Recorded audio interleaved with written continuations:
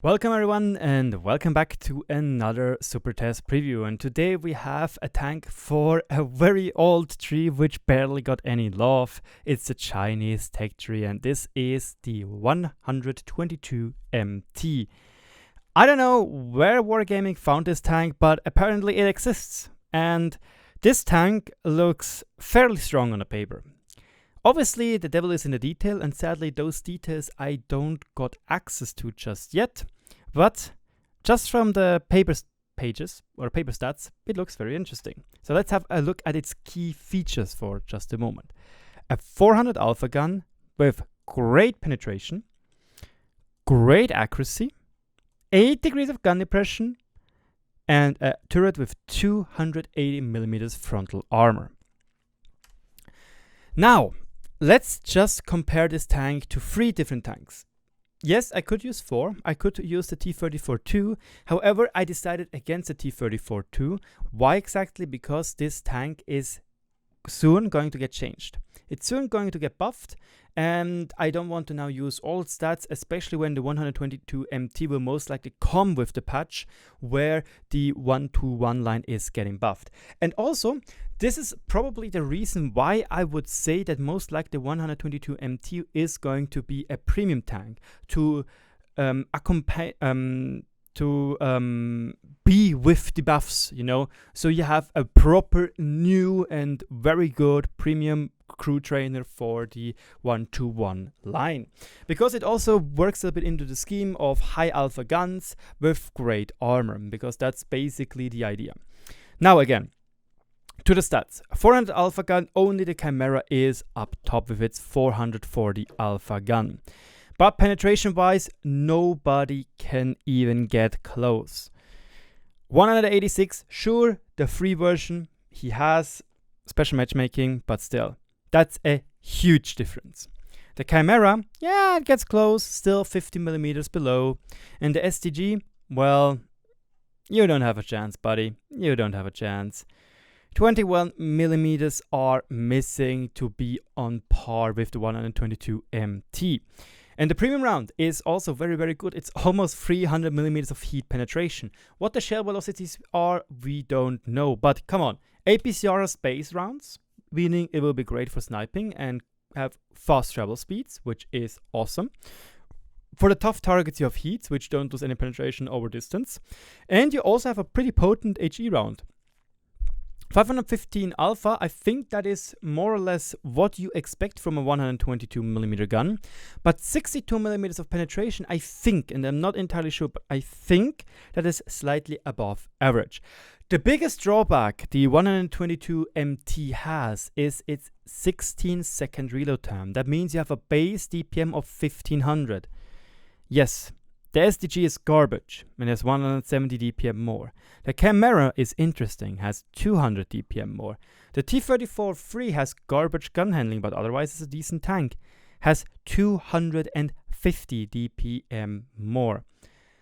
Look guys, those numbers are nothing to cough at. They are very, very good, what the other people have. But the DPM, the DPM is good on all the other tanks. The DPM is the big Achilles heel, most likely, of the 122 MT. But what it loses in DPM obviously makes up with alpha strike and penetration rate, as well as accuracies. 0.33, that's the most accurate gun of those 3, with the SDG, which also has 0.33. 2-second aim time, and that is fantastic, my boys. That's half a second faster than what the Chimera and the SDG can produce. That is almost a second faster than what the T-34-3 can produce. And don't forget the T-34-3, 0.44 accuracy. The problem is, again, devil's in the detail. We do not know what Wargaming has planned for soft stats for the 122 MT. Maybe they're garbage. Maybe they're the absolute most insane overpowered thing you ever saw, you know. It's hard to say. It's hard to say. I guess, though, with those stats, it won't have too bad gun stabilization, but that's just pure guesstimation. Now, 8 degrees of gun depression, that is great. Again, coupled with the great turret armor we just discussed before, or saw before, The SDG comes on 6, the T-34-3 comes on 6.5. Only the camera has the British standard of 10 degrees. And 8 degrees is insanely strong still. You can play very comfortable with that. Just look at the CS52 list. You still can work with that tank very well and just has 7 degrees. This one has 1 degree more. That's very, very tough. It has a 30 degrees per second turret traverse. Yeah, that is not that good. Only the camera is worse. The other two are a little bit ahead. And the hull traverse is 40 degrees. Again, the camera is worse and the others are slightly ahead. But mobility-wise, this tank is most likely the best of the bunch. Yes, the HP per ton ratio, that price goes to the camera with 0.45 better. But it has more HP per ton ratio than the T-34-3 and the SDG. And it has 5 kph better top speed than the camera, than the T-34-3 and the SDG. However, it looks like Wargaming stole those 5 kph more top speed from its reverse speed, because you can see it's just 15 kph. And those 15 kph, yes, they are not that good. Why are they not that good? It's just very slow. 20 degrees is much more comfortable to use when you are in a medium tank. It is probably the second Achilles heel of this vehicle, because everything else, the mobility, that's fine. You can work with that very, very well. Especially now, again, if we have a... what happened there? When we have a look at the survivability. 1,500 hit points. That's 100 more than what the camera has, 150 more than what the SDG has, and 200 more than what the T-34-3 has. Those are almost heavy tank levels HP. It has 135mm of upper front plate armor. That is tough. That is very, very, very, very tough.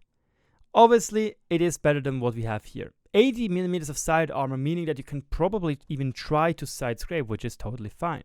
But again, let's get the kicker. 280mm of turret armor. On paper, blasting. That's absolutely amazing. There are just two things you have to keep in mind. Those papers or those armor values are usually only taken from the thickest part. It doesn't matter where the thickest part is and how big the thickest part is. So, in theory, those 280 might just be here, you know, just on this little ridge. Or maybe they're over here. Who knows? It's hard to explain. We don't know how thick or fat this part is or this part. It might be incredibly weak. And that's the big issue. It's kind of hard to suggest how thick the armor is. And another thing you might notice, it might just be the angle, but this upper front plate, this one right here, it looks very, very unsteep.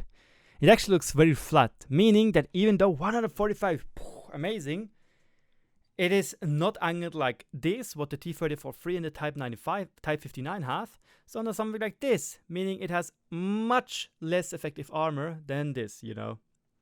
That would be very interesting to see. Lastly, 370 meters of view range, it's fine, especially for a frontline tank like this. And the fact that you have a very quick aim time, you most likely can just forget about a rammer, a GLD or even a stabilizer and go for vents, rammer, and optics, and put the vents obviously in the speed slot to get the 6% and use rations, and you will get your 445 meters of view range with a decent crew. Now, again, conclusion. I was talking a little bit to Phil, and I have to say, if Wargaming would buff the gun, obviously a little bit penetration more, much more DPM, etc., this tank could easily be the Tier 10. Just because it has a good turret. Because the Tier 10 has 240mm of turret armor. This one has 280. It's kind of insane if you imagine that the Tier 8 has better turret armor than the Tier 10. Obviously, we don't know if Wargaming is going to buff the 1-to-1's turret. Again, I'm not a fan of Wargaming's buff ideas of the 1-to-1. I'm not a big fan. I don't like that they are giving it more frontal armor, on the hull at least, and nothing really for the gun. That's something I don't like. But yeah, the 1-to-1 122 TM. That one, it looks interesting. Again, you could buff this tank slightly, or even a little bit more, and this tank could easily be a tier 8 or a tier 9 or tier 10 medium tank even. It's interesting that's just a tier 8. I still predict that this will probably be a premium with the 1-to-1 tree buffs to just make it more appealing to get, because oh boy, a new tree and it's a better tank than the T-34 free. And yeah, let me know what you think about this tank. It has a Crow 4, which is the same the 1-to-1 has. It has, again, the only big issues are reverse speed and DPM. The rest is hidden in the details. Please don't forget, those characteristics are not final, so Wargaming can still change them. And with that, let's go to the traditional last part of my video, the feedback. Do you have anything to add? Do you think I did a great job or not? Let me know in the comment section below. I'm always happy to listen to your feedback and try to do it better. If you're new to the channel, don't forget to subscribe, because let's be honest, let's gun for that 10k followership. That would be freaking amazing. Thank you so much for watching. My name is RagingRaptor. Don't forget, I'm your #1 source, and I'll see you on the battlefield. Cheers, guys.